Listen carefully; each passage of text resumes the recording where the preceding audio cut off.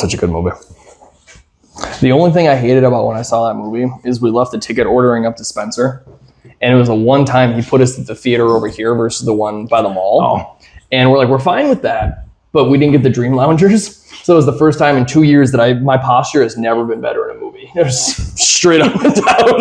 It was a mess. I'm older than you. I remember before they did that, it was just basically like a hard chair. That's how I grew up, was theaters like that. And when I got introduced to the Dream Loungers during Batman vs. Superman, I was like, I'm never doing it any other way. I grew up in replaced all the hard, good posture seats with these moving seats, but they were all one continuous thing. So if somebody 20 seats down wiggled their ass, I could feel it. Oh. And it was terrible.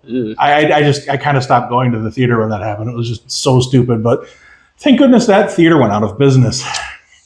Well, not thank goodness. That's a pretty bad thing to say. It's a good luck walking that one back. But anyway, welcome to the Reaction Lounge. My name is Eric Wilford Watson, and we're here to talk about movies. We react to movies. We talk about movies. We smoke cigars and drink cocktails, and we're happy that you have stopped by the lounge to spend some time with us today. What are we talking about today? You did the waitress thing on me. You got me mid-bite. And I'm Steve. Today we are talking about one of my personal favorite movies ever, and it is The Gentleman, directed by Guy Ritchie. For those of you that have not seen it, it is one of the few roles that I think you will ever see Matthew McConaughey in kind of a serious tone, in not a rom-com kind of a fashion. It takes place somewhere out in Europe, and it is around these cannabis gangsters, more or less, and not gangster with the baggy pants and the flat brim hat. We're talking proper gangster. Gangster, not gangsta. Gangster, not there's a huge differential for those that do not know. And a surprisingly talented cast too. It also had Colin Farrell in it, which he was an interesting role to be in there. He was the trainer, I think is what they ended up calling him, or coach. They called him Coach. It's one of those things, but at my core, I enjoy gangster movies. I enjoy secret societies. I enjoy mafia type things. So when I had seen this, I found it by accident. I was scrolling through Instagram one day, and there is this line that Matthew McConaughey delivers towards the end of the movie saying, roughly paraphrasing, "You touched my wife, and I am going to take a pound of flesh now. And I don't care where it's from, but no more, no less." And I was like, Matthew McConaughey is saying that line? I need to find this movie now. And I watched it, and it was love at first watch. Yeah, I think we could just say spoilers from here on out. Yeah, we're just gonna make. And the movie's like 5 years old now, so I think it's a fair. Yeah, just say spoilers, but the movie fucks with you a little bit too, because a lot of it is recounting a story. Yeah, and they tell you something that happens. It's like, okay, it really wasn't quite that way, and then they show you the scene again of what really happened. Maybe my favorite part of the whole movie is when Matthew McConaughey is talking to somebody, and he shoots him under the table in the crotch. Yes. And kills the other guy with him. It's like, "You're with me," or I don't remember what he said exactly. But then they cut back, and that's not at all what really happened.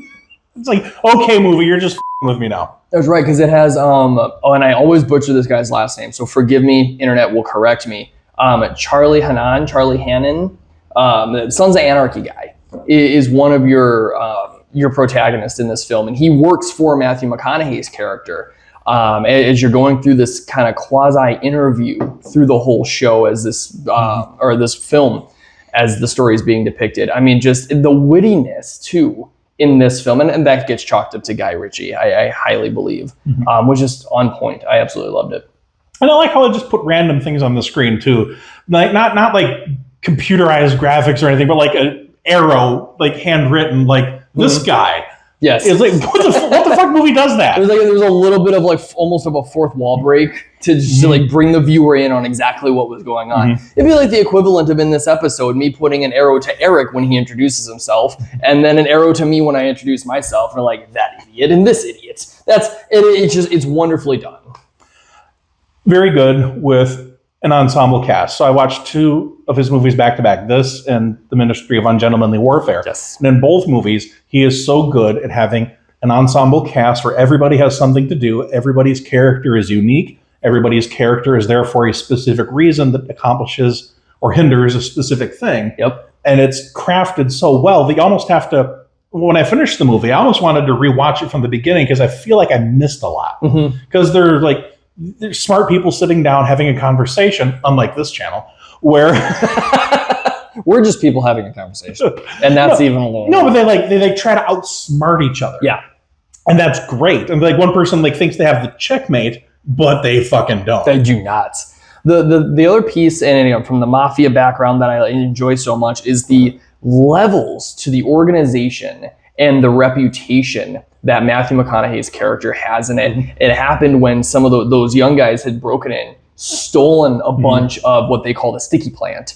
And as soon as Coach finds out, he's like, where did you get this from? And they told him, and he was like, you give that back right now. And he went himself to try and go and make it right. And it was this, just letting you know how established that business and the reputation went, that this wasn't like, you weren't there to watch the up and coming of this organization. You came in already established and already very well known. So seeing even how characters interacted with that was just really cool to see for me.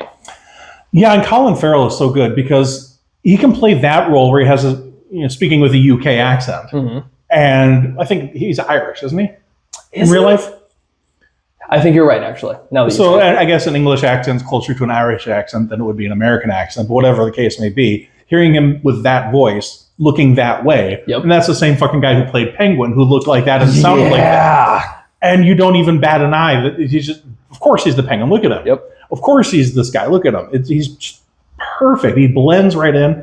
Another thing I'll say about Guy Ritchie, I don't know if it's him or just the wardrobe department, but everybody is so well dressed, and they're in character well dressed. Even if they're wearing like a zip up kind of an athletic outfit or a suit and tie, everybody looks good, almost too good, and everything is lit so well. Like in that apartment when he turns on the lights, it looks gorgeous, almost so good that it takes me out of the movie. It's very artistic. I mean, and all film is artistic in its own right, but this looks like you would study it if you were going for a film degree. Guy Ritchie does wonderful with that. I agree. Yeah, I mean, it almost looks like it's too real to be real. Yeah. Some aspects of it almost come across like it could be a documentary. It's wonderful. And to the wardrobe thing, people own that wardrobe too. And again, the guys that are in the zip-up hoodies and whatnot, they make it prominently known why that character is dressed that way, and their mannerisms and the way that their body language moves with that is on point. Matthew McConaughey, he's the businessman. He doesn't get his hands dirty, and he's in these beautiful suits at these awesome restaurants. He's living that life, and the wardrobe complements his acting in that performance so well. And everybody is doing classy things, even if they're doing it, even if they're being gangster. Correct. They have gentlemanly conversations over drinks and cigars. They cook meals properly, and the Wagyu. You got a big old thing of Wagyu that whole scene where Fletcher, I think was the character's name. You're like, do you have anything? I tell you a story. I'm a bit hungry. And he's basically like holding this guy at ransom in his own house. And he's like, hey, you mind grilling me a steak? What he brings out this big thing of Wagyu beef. Yeah, I don't mind. Drink my wine. Sure, why not? It's just the quippiness that comes with Guy Ritchie was just embedded in there. Yeah, the wardrobe, the body language, the way these people carry themselves. There's one sequence where he takes a puff on his, I guess it was a joint that he rolled, but he inhales it and perfectly blows out the smoke. It's just like a practiced move. And it looks great. The dialogue is great. I would never do this, but you could pause the movie or mute the movie and just watch it visually speaking. And get a feeling. Yeah, you could almost figure out what's going on just from the visuals without hearing a single word. And I had never thought about it that way too, with how fluent it was with them doing things like taking that puff, or even just maybe because it was so rehearsed. It didn't look like an actor who had never taken a draw out of something. He looked like he knew how to cook that steak. He looked like he knew how to whatever. It was just extremely well done. Now I'm going to make a comparison that you would never make. And I'm pretty sure I'm the only human being on this planet who would make this comparison. But it reminded me of Isaac Asimov's science fiction novels. Okay. And your brain just went, what the fuck are you talking about? Static here now. The reason I say that is in the Asimov novels, and I'm not talking about the iRobot movie or the Foundation TV show, I mean the actual books from the 40s and 50s. That movie. Asimov books when they're at their best, are smart people sitting down, having a conversation about really important things, where the people try to outmaneuver each other verbally, and they talk each other into corners and give you aha moments. And a lot of the violence is off screen. Yep. So it's very much like this movie. They talk about what's happening. Of course, they cut to the violent scene, but then they cut back to the people just talking about it. Yep. But that's the core of the movie. And just when you think you have the aha moment, I gotcha, the other guy turns it around. It's like, however, this. Yeah. And Asimov's books do that exactly. They do that wonderfully. That's a very different genre, but similar approach. Well, and that's a talent, I think, to be able to bring onto a film. Because obviously, as a writer and for a book, you want that, because it's really hard, I think, to a degree, to be able to write action and have people properly translate that in their brains as to what you mean. But I think film almost gets a little too reliant on it. They're like, we can just do action. Action is easy to do on the screen. But to be able to kind of play with your brain a little bit on screen to the degree that reminds you of these really successful books and this very successful author, that's a credit to that entire production. And that's why the Foundation show isn't as good as it could be, because they try to, the dialogue is just boring to the writers. So they want the spaceships blowing up. Yeah, that's fair. Yep. There is one last thing that I always have to give credit to when it comes to, I think, Guy Ritchie films, but more specifically, a lot of films that are done out in the UK. And that is their use of the appropriate slang. And this will get beeped. I know it will. I hope it does. But here in America, I can say, Eric, you're being a jackass. And I would say you're a and I love it. I love that word. And it's amazing. And it carries no more weight over there than me saying, hey, you jackass. But using that word in that film as they properly would is just, for me.